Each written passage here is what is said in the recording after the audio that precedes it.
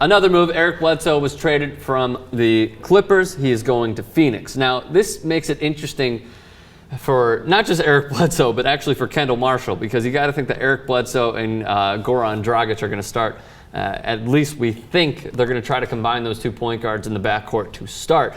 And then if they don't, that leaves out Kendall Marshall, who they basically drafted as a Steve Nash prototype, because he's a pass-first point guard, not going to be known for averaging 20 points per game. He may get 8, but he can easily get 14 assists per game. So it's a crowded backcourt.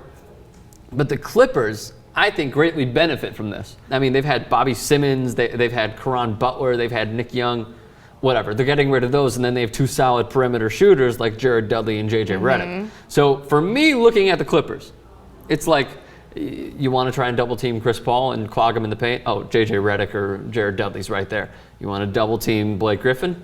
Same exact thing. They're going to have open shooters. So, I mean, for me personally, and we'll get your take, for the Clippers, benefits them greatly, because not only do they have a great coach in Doc Rivers, now they're getting perimeter players who can space the floor. No, ultimately that's what it is. It's like they're gaining shooters, and that's what they need. And I mean, Caron Butler's a great player. He's a great overall athlete. I think that's what it is. But I mean, but here's the question though: they have no backup for Chris Paul now, because they traded Eric Bledsoe. So it's like, do they start Jamal Crawford? It's not start. Do they bring Jamal Crawford, even though he came off the bench, as like a point guard? Because you'd rather have him, it seems like, coming around screens and, I mean, taking guys one-on-one. You don't want him to dribble the air out of the ball. You want to get everyone else involved. So, I mean, it's okay. Samia Khan, you are now in charge of the Los Angeles Clippers. Do you go out and sign a point guard, or do you just play Jamal Crawford? How much money do I have left?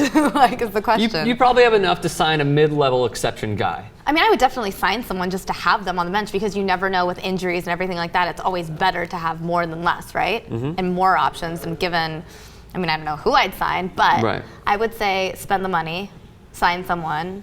I mean, people surprise you sometimes when you give them the chance to play and have more minutes. Like, you just don't know who might surprise you next season. Right.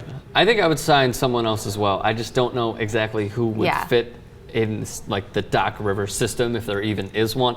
I mean, like, a lot of people don't like when the GM and the coach try to, like, not necessarily fight over who they should sign, but the coach has a larger impact than the GM. But in this case scenario, I'd be like, so Doc, who do you want? I'd be like, so who do you want in free agency, and then we'll go get him. Kind of like what Phil Jackson can do when he's coaching. Not what Phil Jackson could do, because the Buss family didn't want him back because he wanted control of basketball operations.